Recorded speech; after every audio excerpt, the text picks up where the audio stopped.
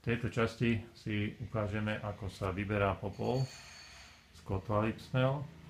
Napríklad tento kotol ide v prevádzke už mesiac, to znamená, že popol sa ide vyberať po mesačnej prevádzke. Vždy sa to následne robí tak, že ako náhle prídete ku kotlu, vyťahnete teleskop a otvárate spodnú časť.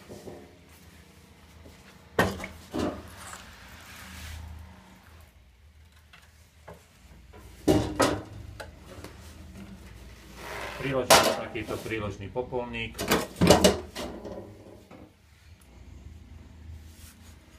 A s ohradlom sa začne pomaličky vyberať popol.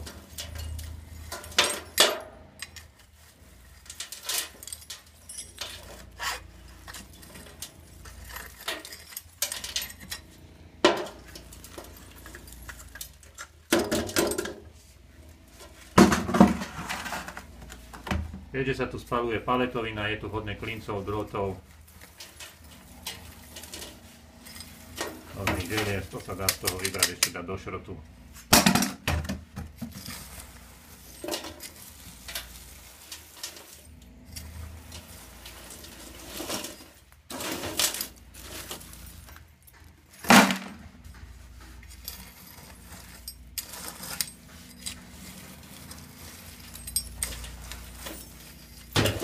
Vidíte, koľko je tu drôtov, klincov, všetko sa dá ešte zhodnotiť.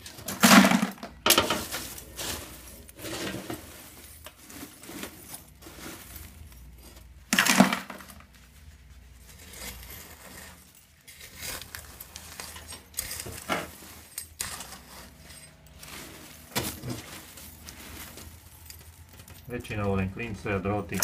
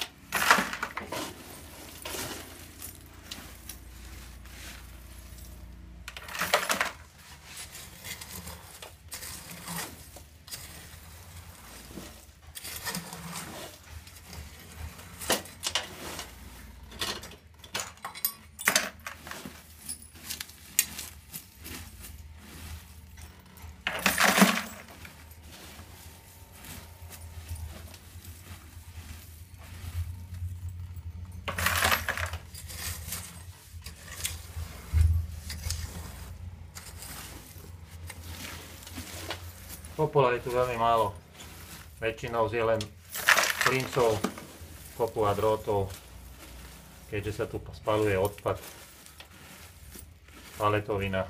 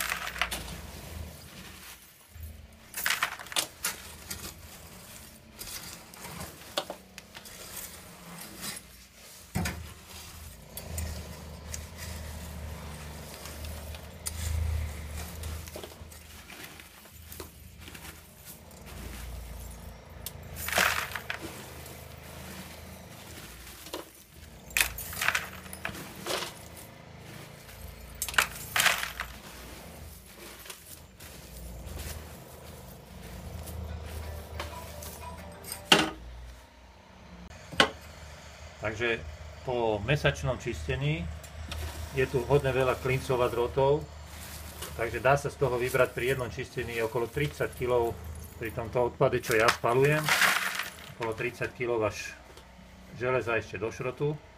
A vyberá sa z toho kotla, po mesiaci sa vyberú asi 3 takéto popolníky popola. Je to robota asi tak na 15 minút, 20 raz za mesiac, maximálne 2, záleží od toho, kto aké drevo spaluje, akú popolovú náročnosť má to ktoré drevo.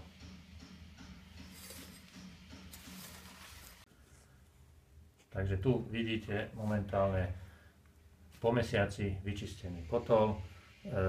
Vyťahli sme z toho v podstate len 2 takéto popolníky popola a asi toľko, to asi 15 kg šrotu použiteľného ešte do druhotných surovín.